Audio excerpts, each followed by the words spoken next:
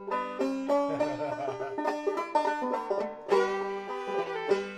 got the arcade blues, I got the arcade blues, I got the arcade blues so bad. I got the arcade blues, I got the arcade blues, that's trouble I never had. That's trouble I never had. These silk dress women, that's all they's always had. These silk dress women, make a married man feel bad. Make a married man feel bad.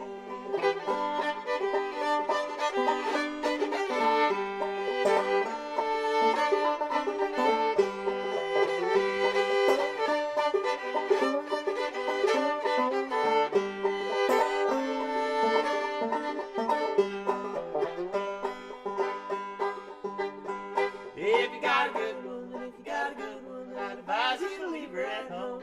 Them arcade boys won't let a good woman alone. Won't let a good woman alone. If you got a good woman, don't you ever bring her into town. 'Cause a red-headed woman is a red-headed woman. Make a gray rabbit love a hound. Make a gray rabbit love a hound.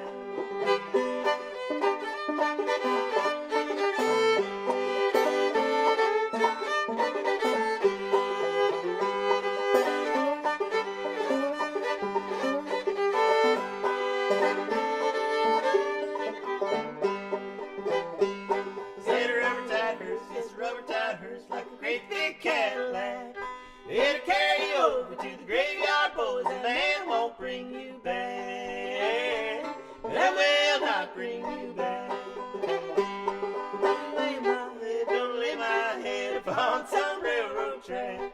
It'll carry me away, but it will not bring me back.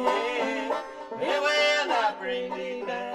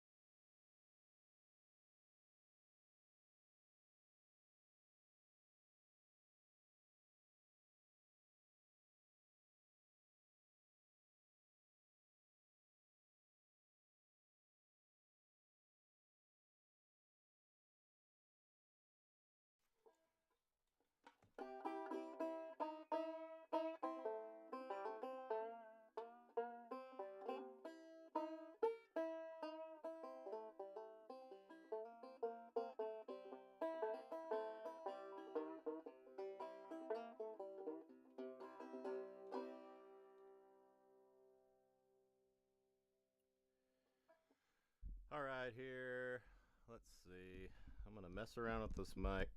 Probably seen me do this a lot today. Been having microphone issues with the new updates on my little video switching system. I'm looking at you, Switcher Studio. Okay. Alright, friendlies out there, I think we're rolling.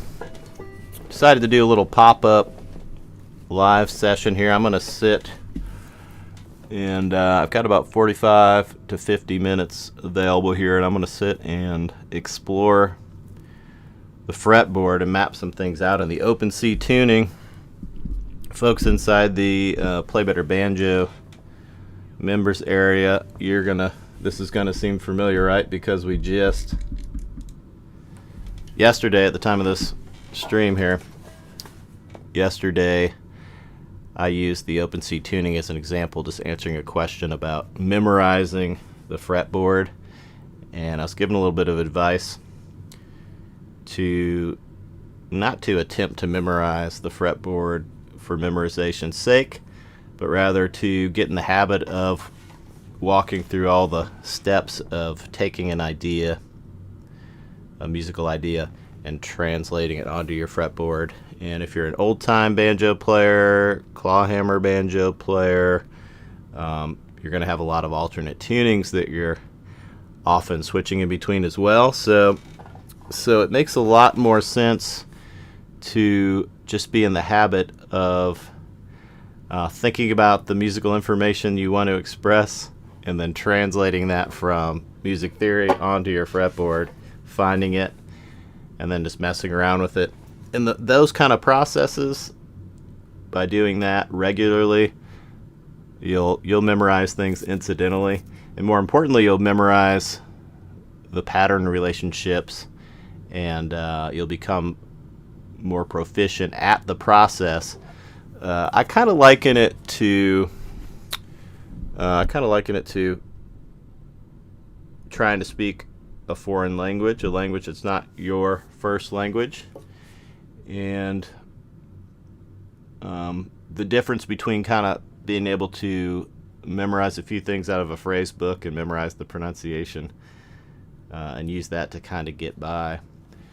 Or, on the other hand, you can learn about the structure. You can learn how to take your ideas and form them into sentences in that language.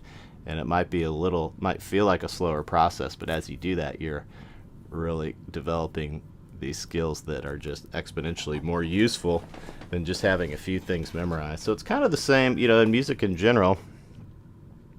You'll find yourself in those situations a lot of times where you might be on either side of that fence in particular musical situations, where you're just kind of playing from a rote, memorized point of view, or when you're playing from a more informed point of view. So doing this kind of stuff is really helpful. That's my little disclaimer at the beginning. And feel free to jump in and make fun of me, ask some questions or whatnot. I'll try to pay attention to the chat, but I'm going to pick up there on the open C tuning.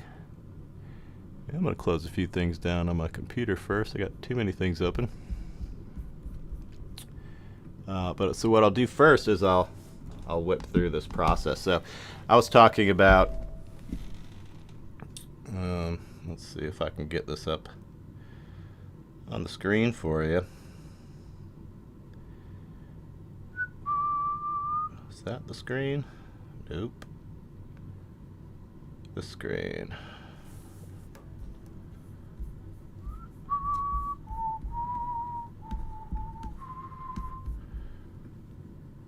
See if I can make this happen. Nope. I'll just put it up like that. Okay. This is the little list I shared with my Play Better Banjo folks in the members area yesterday. And this is just a quick little 9-point list I whipped up to just say, rather than trying to memorize things, get in the habit of running through all these steps often and taking whatever it is whatever musical concept or idea or goal you have that you can formulate, see if you can start from the ground up, get all the information you need using a little bit of music theory, and then put it on your fretboard in whatever context, musically speaking, that you are in. And so I whipped together a little bit of a guide in case you needed it. So one was pick a tuning. We've already picked the open C tuning for those of you unfamiliar. Open C, let's see. Still have my scribbles from yesterday. I'll share those with you. Up top, you can see open C, G, C, G, C, E. So it's just like your double C tuning, but you're going to take that first string And instead of leaving it there at the D, you're going to go up a whole step to an E. Take your time with that. It'll feel a little scary if you're not used to cranking those higher tension strings up a whole step. And then after that, I'll tell you to map out all the notes on the fretboard, then just the natural notes, then pick some chords and find those on the fretboard, map all those out, find at least 3 different voicings for those chords, and then have you pick a scale, and ideally that scale has some sort of context for you, right? So my example I was using when I was running through this stuff yesterday is, let's say I've been getting together with somebody, we have a gig coming up, or we're trying to work up a set, and they're playing a couple bluesy songs in the key of C. I thought the banjo would sound good on them, so I'm going to see if open C tuning, I'm going to see how all my blues patterns and blues ideas might manifest in an open C tuning on the banjo, and see if that works out in this musical scenario. So to explore that idea, I'd follow something like this list here. It's not a not a step-by-step that you have to do, but I think it's very helpful if you don't know where to start or where to go next at any point. And it covers most of the bases of what I would normally explore when I'm doing this kind of stuff. Just kind of looking and discovering. And the thing to remember if you go through all these processes is, you don't have to be memorizing this stuff, so it seems overwhelming. Like, how am I ever going to remember this? Well, you don't have to worry about it. It's part of the reason you map it out. Now you have a little reference you can look at when you need it, and you can just kind of iterate from there. So then you pick a scale. So I picked a blues scale for obvious reasons with my example, and kind of find all the notes of the blues scale, highlight them out on the fretboard, then isolate them into little box patterns, then find, what I always like to do is find a 2-octave version of a scale, starting in the open position and then working up into the 2nd octave, usually up the 1st string, maybe the 1st and 2nd string. So that's kind of the rundown there. So as you see over here, I've still got this up, the open C tuning, and those are just the notes of the C major chords and an A minor chord there. Anyway, so I ran through all of that in a previous session, but I will do it again right now in rapid fashion, hopefully, and then we'll move forward from there. Okay, so open C tuning, what do we have? We have a G, we have a C, a G, a C, an E. So you could do this. The very first thing, you want to make sure you know where all the notes are on the fretboard. You don't have to memorize them, you want to map them out so you can find any info you need. So in this case, I'm going to start with just the natural notes today. So I'll go D, E, F, G, A, B, C, D. We'll do the same here. Just up the musical alphabet. Those of you who are watching,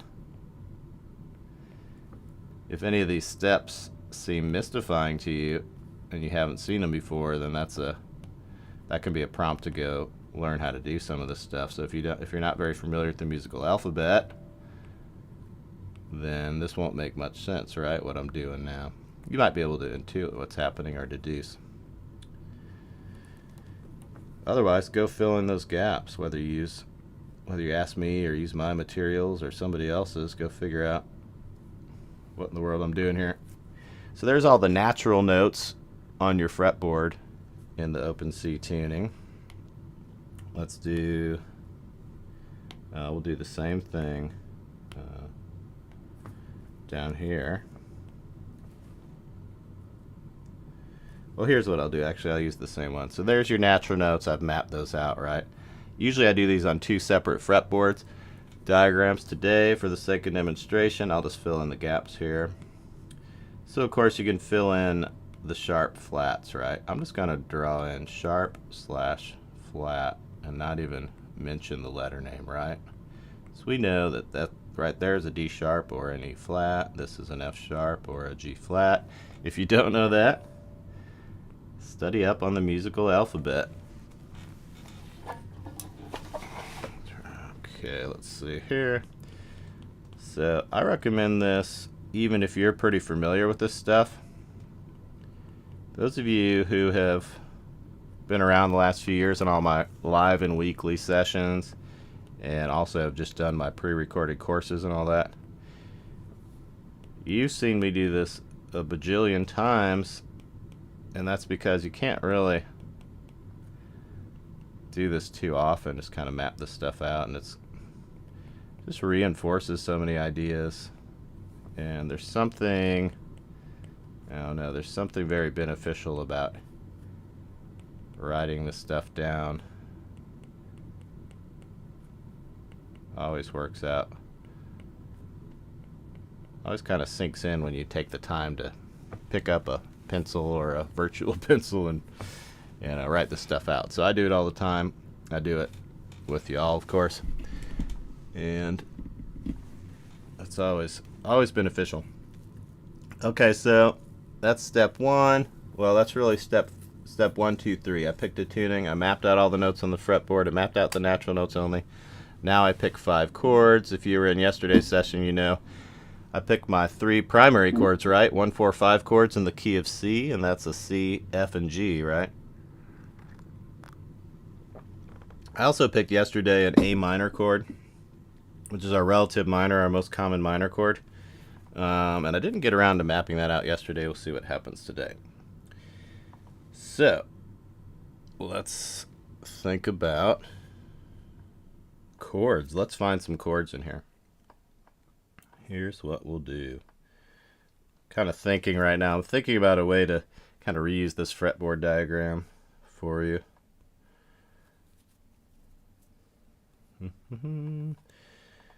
I'll figure that out in a sec. For now, we know we're looking for a C chord. Whoops. C major, right? And an F major, and a G major, and we'll throw the A minor in there. That's your most common minor chord in the key of C, right? And that'll probably give us a good bit of info. Now, more appropriately, probably, since I'm looking at playing in some blues stuff, and I'm probably not doing any kind of minor or more jazzy or modern blues, probably really just looking at the 1, 4, 5 chords, and I should make sure I know the dominant chords. So instead of doing the A minor, I'm going to do C, F, and G, and then also make sure I have at least the basic dominant version of those. So I'll find a C7, F7, and G7. We'll probably leave it at there. Leave it at that. If I want to get crazy, I can find the 9 versions of those as well. But I won't really map those out. We'll talk about that maybe in a sec. Okay, so how do I do that? Hopefully you know how to do that. If not, here's a gap in this little exploration that can inspire you to go fill in said gap. And that is to understand how chords are built. From a theory point of view, you can use a parent scale, a parent major scale, and use a chord formula to just get the information you need. It's pretty handy. So if you don't know how that works, or if you do, the key here is to always do it. And again, people who've been with me for a while are pulling their hair out right now. Oh, here he goes again. I do this for you to kind of practice what I preach and say, if you're going to do this kind of analytical stuff and you want to explore musical ideas on your own and empower yourself to take some sort of musical goal that you just kind of come up with and turn it from just an idea into usable patterns on your fretboard, you have to kind of know a little bit about some basic music theory, and you got to be in the habit of just doing this stuff. So I always recommend writing out your degrees of your scale, your major scale. These are the half step intervals underneath, and we got to figure out what happens in a C major scale. So you would write out the alphabetical letters, then you would go down and analyze these half steps down here in between each note. These down here, and you would figure out whether you need to add any sharps or flats to stay in keeping with this this sequence of half-step intervals, or yeah, so we have 2 2 2 1 2 2 1 2 2 2 1. I did that incorrectly. 2 2 1 2 2 2 1 is the way I look at it. Anyway, in a C major scale, most of you probably know there are no sharps or flats. So if you go through this process, you'll find out, okay, we just have C, D, E, F, G, A, B, C. If I want to know a major chord, I just grab the 1, 3, and the 5 note from this scale, right? So I'll find out that my C major chord consists of a C, an E, and a G. I do the same process. I'm not gonna write all these out, but you know, if I did the same process for the F major scale, I would find out that there is one accidental in there. There's a B flat on the 4th note. And then I do the same thing to find my F major chord. I'd take the 1, 3, and 5 note, 1, 3, 5, and I'd find that. I would do the same for a G major scale. I would find out that it's G, A, B, C, D, E, F sharp, G. Take the 1, 3, and 5. That's a G, B, D. Again, if that's too fast or you don't know anything about what I'm doing, constructing major scales. Check it out. And then finding chords, building chords. Look up chord theory, constructing major scales. Send me an email if you need to. I'll try to point you somewhere. Okay, so now I know the notes of my C, F, and G. If you know anything about dominant 7th chords, all we do is we add a flatted 7th note to our major triad. So here, for C, E, G, you know, I would add a flatted 7th. So I would take that B note there, and I would flat it. So it would look like this, C, E. I'll tell you what, I'll just add these with a little different color. We will do this in blue to indicate how bluesy a flatted 7th note can sound. So we got a B flat there. We'll have an E flat if we do it for the F chord. And we'll have an F note for our G chord. So if we added those blue notes there to our major chord triad, we get the 7th, that dominant 7th chord sound. Then we're good to go. So what do we need to do? We need to look at these on our fretboard diagram. So let's go back to that. Whoops. Let's see if I can find it for you. Dun, dun,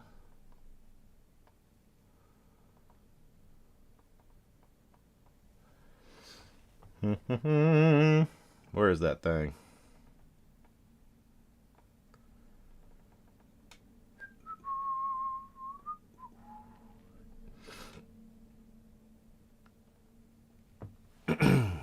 There we go. Okie dokie. So, I'm just going to go from memory. Our C chord, C major chord, our C's, E's, and G's. So if I want to find those, I would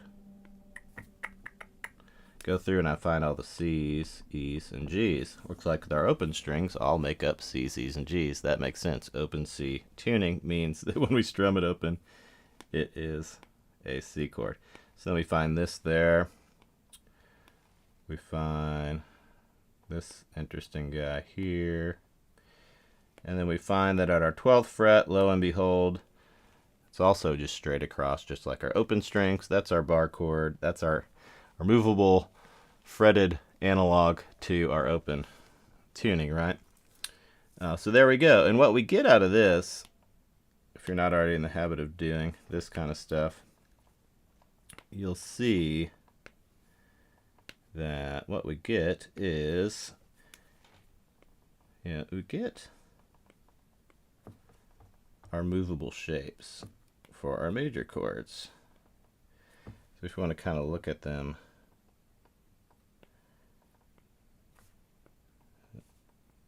in this context here, you can see your pattern. So those three, I know from experience, and you may as well, that these three shapes now, I know I can use those. I can move those around to find my other chords as well. So what's helpful here is another step that's not on that list I read to you earlier and kind of flashed on the screen, and that is another thing that's really helpful, another bit of information that you can do in this little data retrieval process we're doing, is you can look at these chord shapes and you can determine the degree of the chord. You can determine where the 1 note is, the root note, where the 3 and where the 5 is, because that doesn't change when you move these movable chords around. So you can just find the root note of these shapes, place that on the root note of the desired major chord you're looking for, just move it up and down the neck, right? So that's another thing you could do here. I could take these shapes and instead of, so there's all my C chords in full movable chord glory. But I could also take these things and let's try it this way. Yeah, you go boop, boop, boop, boom. Here, here, here, here. Here, da-do, da-do. And if you weren't on yesterday's session, inside the members area, just for clarification, this isn't something I don't play in the open C tuning very much, and when I do, I don't know where all the shapes and the scales are. I have not memorized those.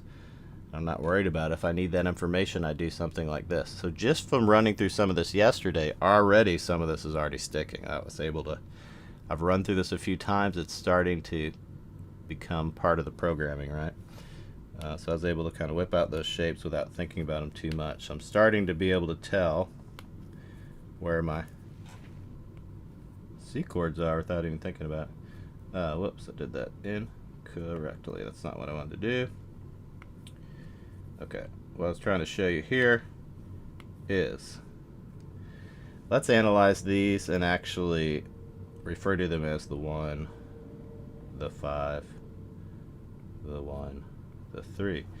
This is actually really illuminating.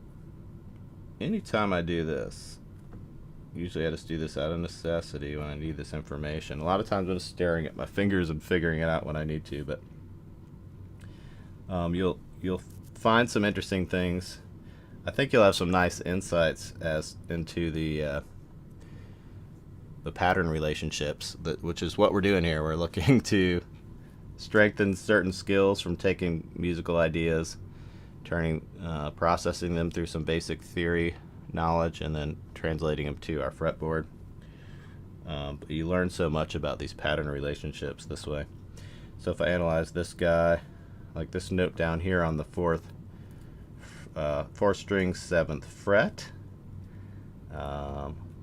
what is that? 4th string 7th fret. The 4th string is tuned to a C, so that 7th fret is probably a G, right? So that would be that would make that my 5, which means I did something incorrect up here, I think. 1, yeah, this would be a 3. So that note right there, if the open string's a C, then this is an E, so that's actually a 3. Which means that is a that's 1. Okay, everything else is fine. That makes sense. Remember, the other thing to think about, anytime you have the same string name in a tuning, for instance, in the double C tuning or the open C tuning, we have 2 open strings that are tuned to a C note, our 2nd and our 4th string, then everything's going to fall the same way. So that should have been my red flag when I was calling the 4th fret on the 2nd string the 3 note and the 4th fret on the 4th string a 5 note, because they're definitely going to be the same note. Anyway, here we go. So what I think I know is now I can just go 1, 5. Actually, that's a 1. So I think this might be, yeah, this is a 3 here. And whoops. This is why we do this, folks. To gain insight. There we go. And so I know down here on my bar chord, it should be the same as up top, right? We have a C note, we have a G note, we have a C note, we have an E note. 1, 5, 1, 3. Ooh, okay. So now not only do I have 3 movable closed chord shapes, that's invaluable for starting to understand and open up some ideas on the fretboard. I also have a little bit of a reference as to where the root notes are in there, and if I need that other info, I could look at where the 3rd and the 5th is. Let's think about that. So what I might leave to you is moving these around. Like right now in the example here, I could play my open C chord. I could play a C chord on the 3rd through 5th frets. I could play a C chord on the 7th to 9th frets, I think. That's like this.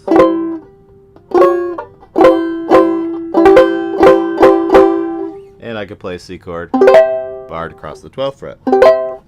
Could also move those around. So if I'm playing a C chord barred across the 12th fret, and that note in my root notes are on the diagram there, it says my root notes are on the 2nd and the 4th string.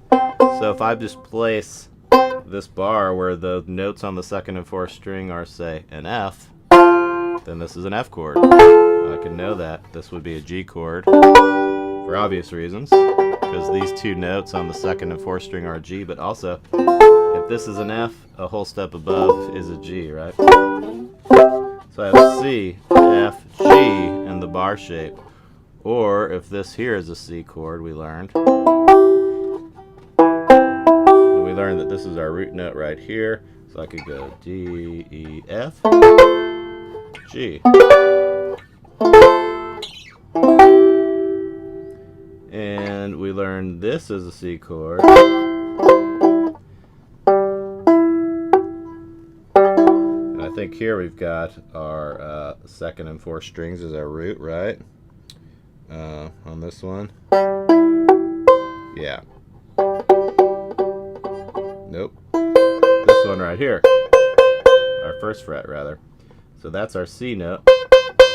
So we could put that on an F. If we did that down here, we'd run out of frets, but we can still open it up.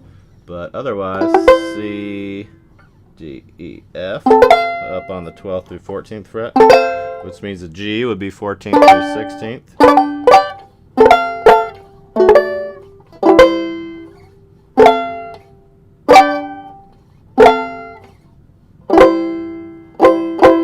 Right, so just take those movable chords, move them all around. You got everything you need. You can also, of course, find your open chords. That's not a bad idea. I'm going to leave that to you right now as well. Now the next thing would be, let's add our blue note there. Let's alter some of these. Now that we figured that out, let's alter some of these into 7th chords. Hey, we got some people. Oh, it's Tim. What's up? Is knowing how to move the chord around useful for backup? For example, would you move a C and arpeggiate it to make a backup more interesting? All right. Yes. Tim's question is a good one, and his example answer is correct. Yes, absolutely. That's pretty much it. That's it's pretty much a succinct and very, very effective description of how to play some good backup. You're playing backup, you want to know the chord harmony. You want to keep it as rhythmic as possible. You want to focus on rhythm first, making it interesting second. But once you have a solid rhythm, you know the chords, you're holding it down, and then you want to start making it more interesting. That is the way that you would do it. You know, that's the most tried and true way. Is try some different chord voicings. If there's a C chord, like for instance, here I'm looking at doing, blues songs. It's kind of what my ostensible purpose for doing all this is, getting info and intelligence so I can play some blues songs in my imaginary musical example here. So there's a C, there's a 1 chord for 4 measures. You might want to mix it up instead of just playing a C.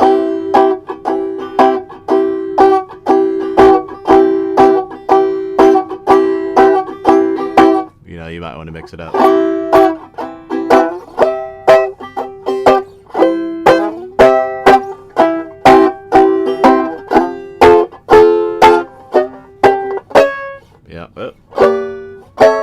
I don't know where the chords are yet. There we go. Yeah, so that's exactly how you make some really interesting, mix up some rhythmic and backup patterns by just moving chord voicings around. So you can take a simple idea like, oh, there's a C chord sitting here for a few measures, and start changing the chord voicings, and that's when everything gets really interesting. That's when you're in the zone that you want to be in, which is you're doing some really conceptually basic stuff, and it's making some really impressive music. That's what we want. We want to do least effort, most reward, and playing good backup is probably a good place to be to work on that. And then Tim was asking, does it also help with breaks or solos, which may not be traditional climber, but does it allow you to create some variation within the A's and the B parts? Yeah, absolutely. That's really the next step is, and I had that in my mind as I was talking about just playing rhythmic, just playing chord backup and using those voicings to make it more interesting.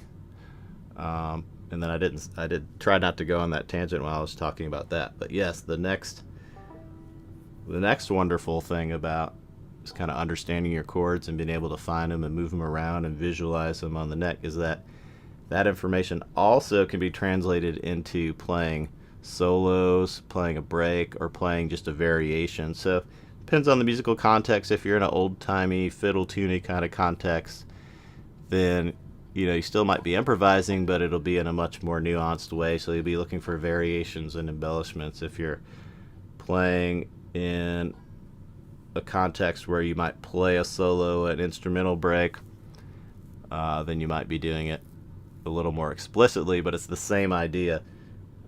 You're looking for musical ideas to insert over an existing chord harmony structure, and you want to make it interesting. The absolute go-to, I think, is just know the chords, because that's usually the best. If you find any of my stuff out there in the members area or on YouTube out here where I'm giving you some crash course on just improvising, usually start with that. Grab the chord tones that you're playing over, and then grab those if you want in different voicings, and just play those chord tones over a chord, and it's going to sound really good if you can pull that off.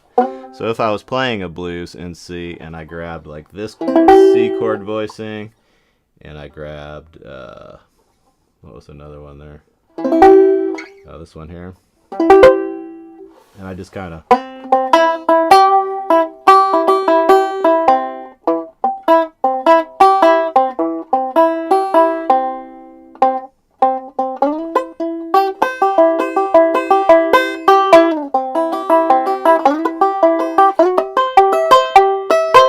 Those are all just C, E, and G notes. Those are just C chord notes. So the whole time that C chord was rolling,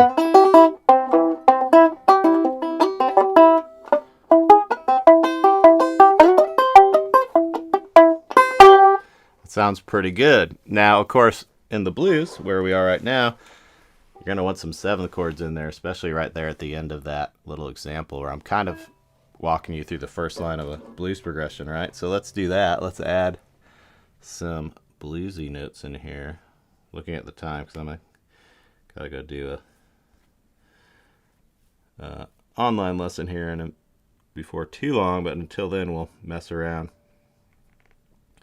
Now let's look. So if you want to add a quick and dirty way to add a seventh note, a dominant seventh note to a chord, so if you have your major chord and you want it to be a dominant seventh, you just add a flatted seventh note to your chord, right?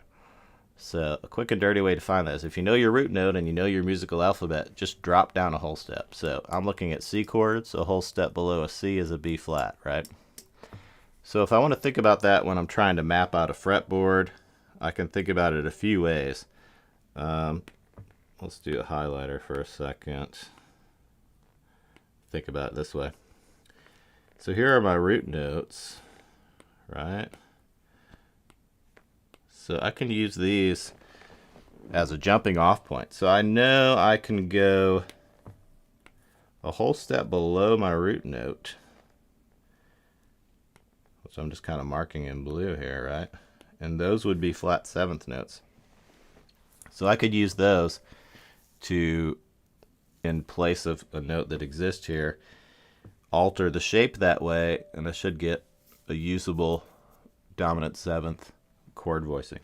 When you get into your chords and mapping them out on your fretboard, and you go beyond the triad, beyond the basic fundamental 3-note versions of your chords, you get into extensions, and the most basic being like a dominant seventh chord. When you go there, a question that's going to arise if you haven't already come across it is, wait a minute, I don't have all 4 of my notes represented in my chord voicing. It must not be the chord must not be right, because you're going to find that if you analyze what I do here, you're going to see that we might drop some of the notes. Maybe the 1, the 3, or the 5 might drop from the chord, and you'll think, well, how can that be a dominant 7th chord? You told me there are 4 notes, but you're only representing 3. That's just kind of how it works. We have limitations on our instruments, especially fretted string instruments. We can't always represent all the notes. So maybe technically, from a very technical point of view, we're not playing a full dominant 7th chord. That's fine though, we're expressing what's important. So in that interest, pro tip, if you're not confident in what you're hearing and you're not sure that the voicing you've come up with is quote unquote, correct, then this pro tip. If you're going to drop a note out of your chord in order to accommodate an extension like I'm going to do here, the root note should always be the first to go if it's convenient for your fingers and all that. And also the 5th. The root and the 5th are always good ones to drop because they don't determine the full character of the chord as much. The 3rd you should always try to hang on to. So if I'm trying to create a dominant 7th chord, for example, that's an extension of the major triad. I want to keep that 3rd around. It's because it kind of defines the sound more than any of the other degrees of the chord. Anyway, that's a little aside. If that doesn't make any sense, don't worry about it. Watch the diagram here, and I'll get rid of that 1 note there on our first movable chord shape. And instead, I'll just go right there. So look at that alteration. Let's see what that does. So instead of this, there it is.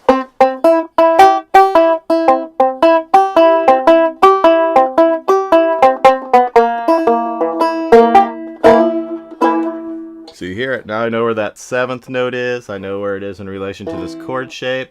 So I got a lot of information that I could use for my my example purpose, which is I'm looking for blues ideas, right? So I can do that with the other shapes. If I look at my bar shape, my roots are on the 2nd or the 4th string. So I can just take one of those and lower it a whole step. I'll show you that on the diagram. That would be this one here. So I get rid of that and go down there. I should say, make that more clear. This is my 7th. My 7th. That is the wrong. Yeah, it's a little sloppy, but that's how I roll. Okay, and we could do that elsewhere as well. I could do it. Let's see. Could do it on this chord shape. I'll go there. So instead of, we could then go. Let's see. What do we have here?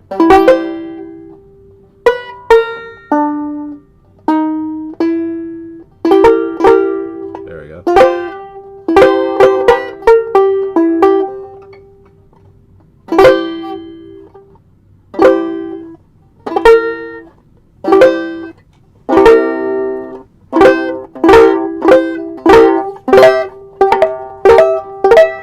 So that's all very helpful. I could just go.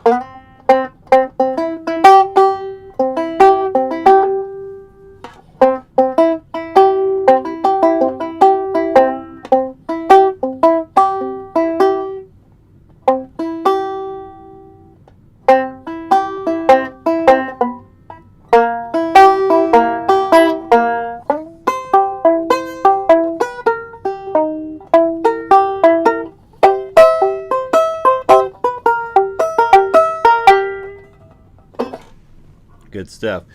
Okay, and then I could take that and I could move all those shapes and make sure I could reuse those shapes as F and G chords, and I also have the same pattern relationships there, so I know where the F7, the G7 is, as well as the C7, and I can find them all the way up and down the neck. I can map those out, write out the chord diagrams on a chord diagram sheet, and then I have that as a reference. Again, I don't have to memorize this, but by going through this process, it's going to be stored up here in a much more usable way than just trying to look at charts and memorize them and all that, or just stare at my fretboard and try to make sense of it, right? Let's look at some blues scales. I'm just going to wipe this whole thing clean here. A blues scale is C, E flat. A blues scale in C anyhow. C, E flat, F, G flat, G, B flat. Those are our notes for a blues scale, so I'm just going to find those in here. So what I'll have to do is I'll use my blue again here, and we're gonna get dirty on this upper diagram here. C, E flat. Now let's use a different color that's more obvious. Let's use a purple. Let's go C, E flat, G. Of our F. Da, da, da, da, da, da.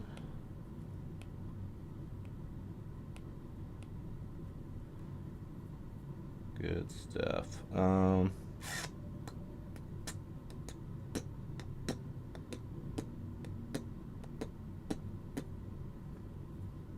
our B flat in there as well.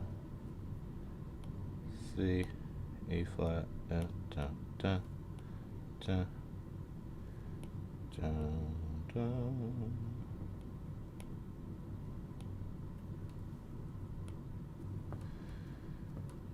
And that's pretty good, I think, because that puts us back up here, I believe. Something like that, yeah. So you see, as always, we get to the 12th fret, everything starts repeating. But we could look here, and we can see these kind of box patterns that exist, right? There's a box. Here's a box. And here's one kind of there. Or you could look at it here.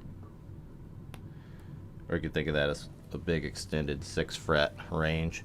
Either way, you can find these little box patterns and use those to play some bluesy scales. So now that's the next step. Tim was asking about going a step up from making your chord accompaniment interesting by using chord voicings and moving them around.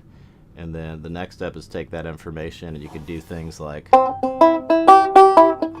break those chords into kind of arpeggio ideas, right? And just play their notes individually over the corresponding harmony chord. And you can make some good solo ideas. You want to go beyond that, and in this case, we're in a blues context. I can take the C blues scale and just have some fun with it. So.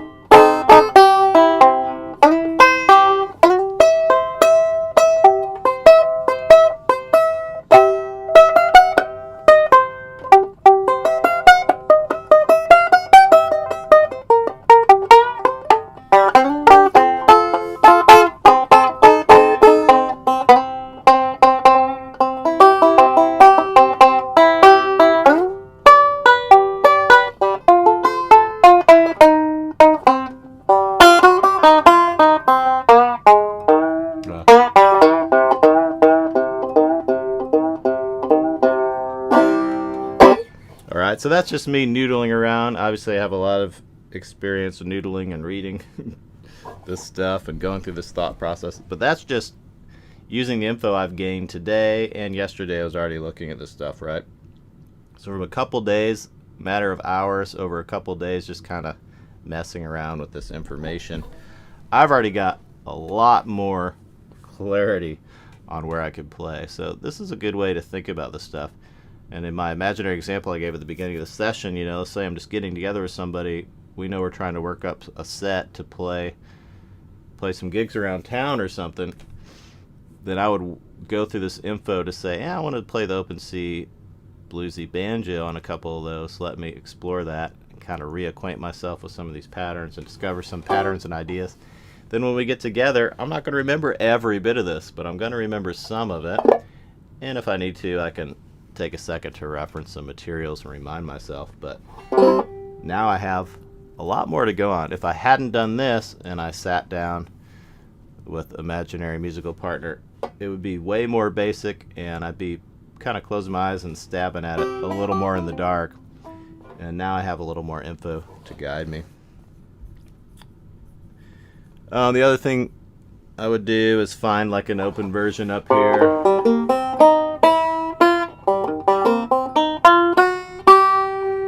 And then just keep going.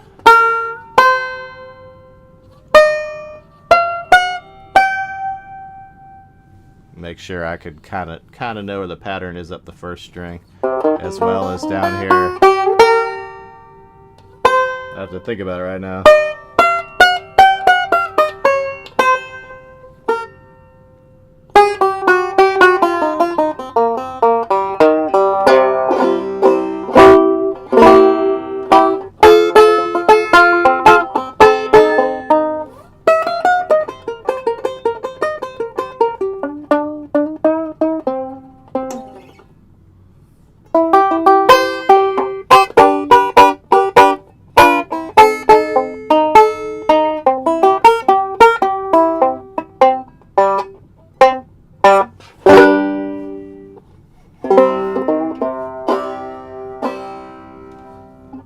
Pretty fun stuff there.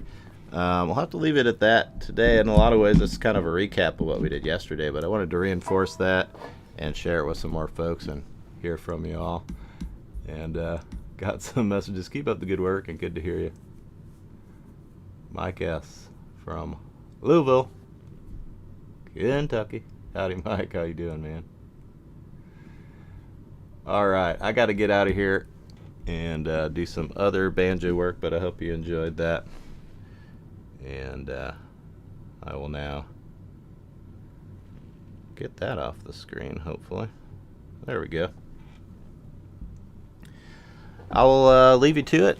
Let me know if you have any questions, and get out there, explore the fretboard a little bit. Let me know what happens with you. If you have any revelations or devastations, share them with us all.